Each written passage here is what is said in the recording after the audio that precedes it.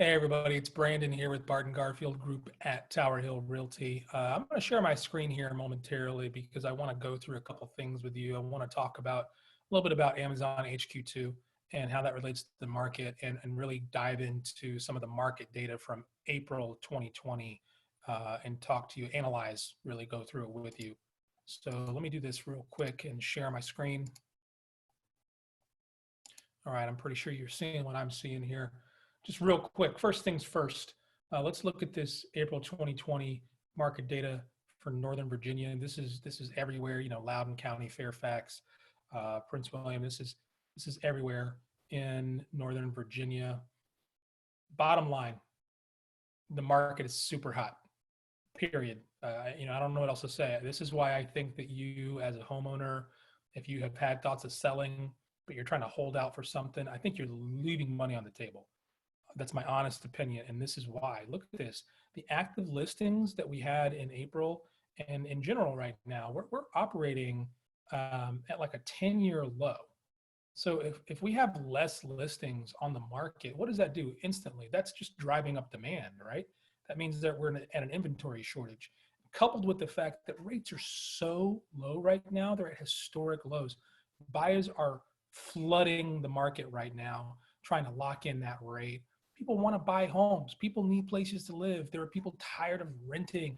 They've got great jobs in this area. There's a lot of money in this area. People are wanting to buy homes, and it's happening super quickly. Look at this. The average days on market has gone down from the average around typically 22 to 28 days on market here. Look at this, 14 days on market in April. That means that homes are happening to go on the market and so quickly to go off the market. I see stuff happen in one day. It comes on the market later that day, it's already pending.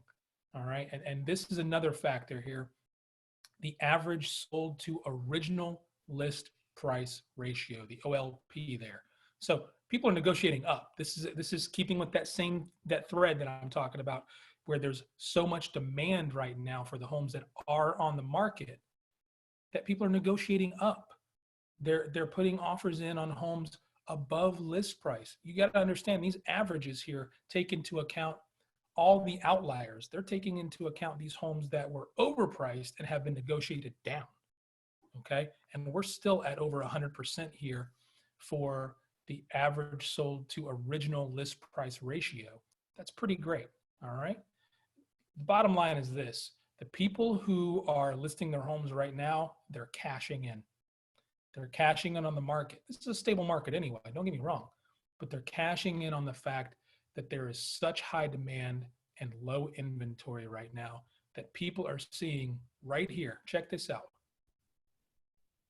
From April of 2019 to April 2020, you see a median sold price increase of 7.1%, 35 grand. So potentially you could have bought a home April of last year for $490K and seen your home value increase to $525K this year. I mean, that's exceptional. That's great. Why wouldn't you do that? Okay. So as a buyer, how is this good for you? I understand I just talked about how values are up and all that stuff. But again, bottom line is the rates are super low. You got to lock that in right now, historic lows. So do it now. The other thing is this: there is no sign that this market is slowing down. Even through the pandemic, this is what's happening. There's no sign. So you're buying an asset that's going to continue to appreciate in this market, right? That's the thought. I know we don't have a crystal ball, but that's what's going on here, right? So let's talk real quick about the other thing, this Amazon HQ2. The bottom line is this, real quick. I know that there's going to be a lot of jobs for Amazon in the area. I think there's been some misinformation put out there. It's not going to be 25,000 jobs brought in from outside the area. A lot of the jobs are already going to be people who are hired from the DMV, okay? But still, they are bringing a lot of people from outside the area. But look at this. It's going to be over a 10-year period. You see where my cursor is? A 10-year period. That's the long game.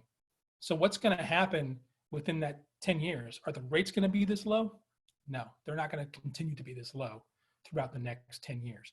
And why that's a factor for you, number one, as a home owner and as a home buyer, is that when rates go up, your buying power goes down. So as a purchaser, that means that you can afford less home.